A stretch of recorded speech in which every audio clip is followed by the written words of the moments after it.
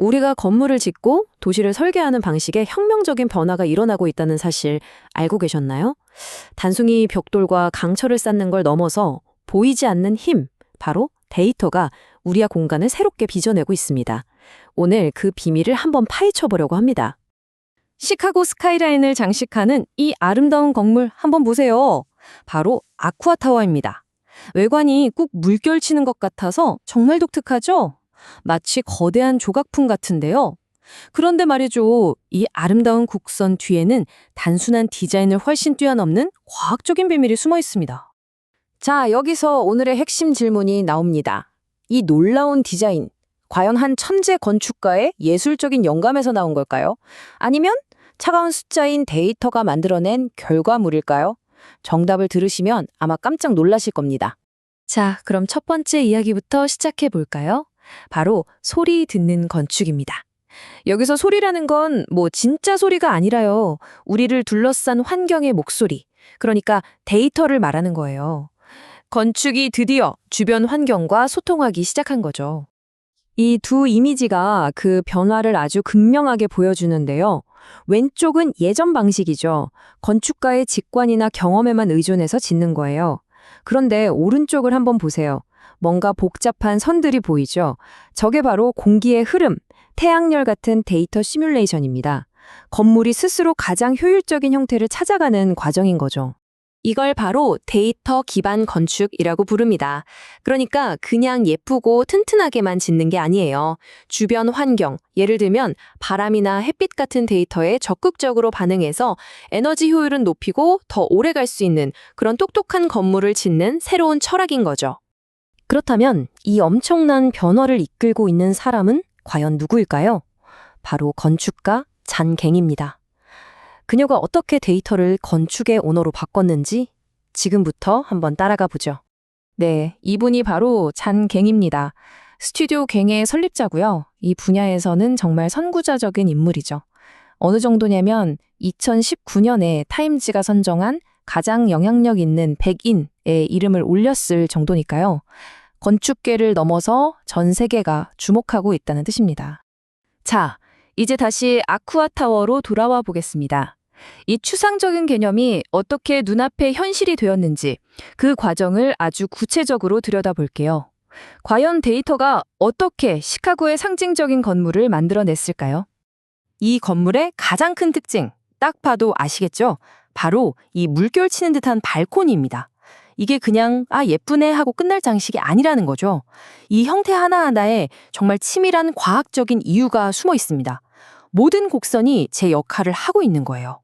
바로 이겁니다. 이 아름다운 곡선, 이게 그냥 나온 게 아니에요. 시카고에 부는 바람의 패턴, 그리고 해가 뜨고 지는 경로, 이 모든 데이터를 알고리즘이 분석해서 만들어낸 결과물이라는 거죠.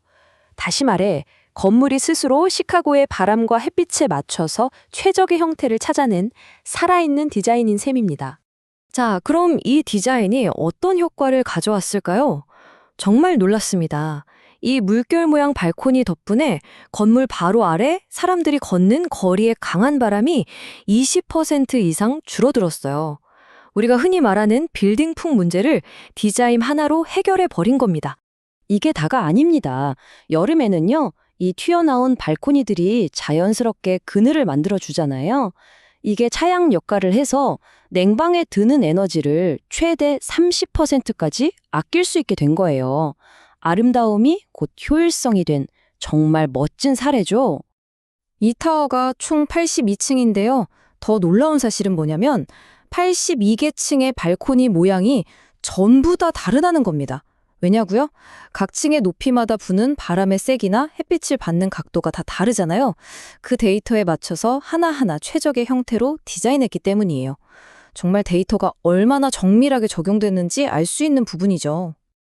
아니, 그럼 이런 건물은 도대체 어떻게 만드는 걸까요? 무슨 마법 같기도 한데 사실 그 뒤에는 아주 체계적인 4단계 프로세스가 숨어 있습니다. 같이 한번 살펴볼까요?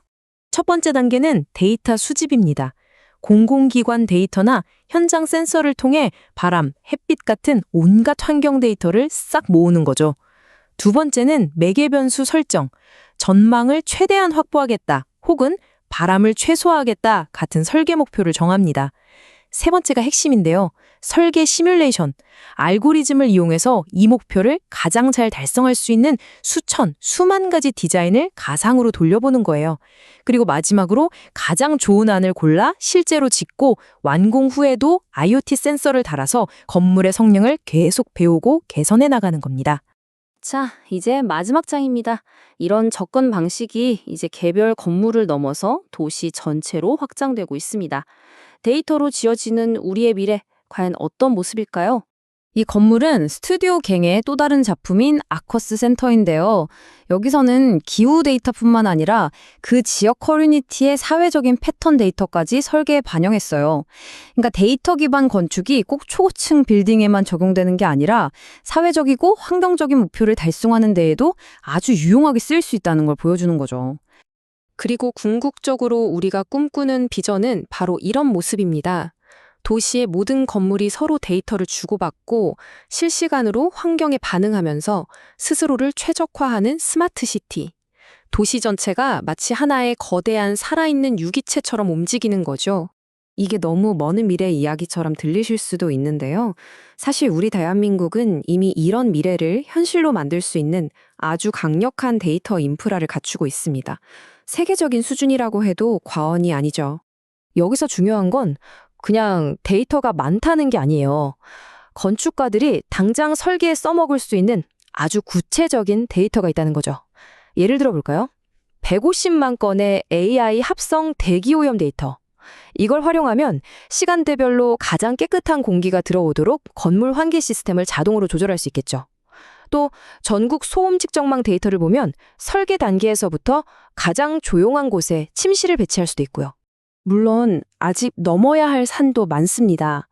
센서에서 수집한 데이터가 과연 100% 정확한지, 그리고 사람들 이동 경로 같은 민감한 정보를 사용해도 되는 건지 윤리적인 문제도 있고요. 또 바람과 소음처럼 서로 복잡하게 얽혀 있는 요인들을 어떻게 하나의 모델로 만들 것인가 하는 기술적인 어려움도 남아있죠.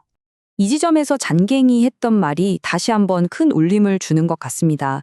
건축은 데이터와 자연이 만나는 지점에서 새로운 가능성을 찾는다. 정말 멋진 말이죠? 데이터는 자연의 목소리를 듣는 도구이고 건축은 그 목소리를 우리의 공간으로 만들어내는 예술인 셈입니다. 이 이미지가 오늘 우리가 나눈 이야기를 한 장에 압축해서 보여주는 것 같네요. 집 한 채를 짓기 위해서 얼마나 다양한 환경 데이터가 모이고 분석되는지 한눈에 보이죠. 이제 건물은 더 이상 그냥 네모난 상자가 아닙니다. 주변 환경과 끊임없이 대화하고 호흡하는 하나의 시스템이 된 거죠. 자, 오늘 이야기를 마무리하면서 여러분께 이런 질문을 한번 던져보고 싶습니다.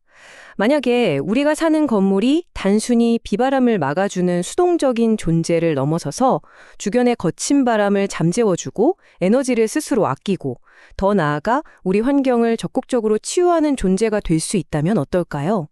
데이터 기반 건축은 바로 그 놀라운 가능성의 문을 이제 막 열어주고 있습니다.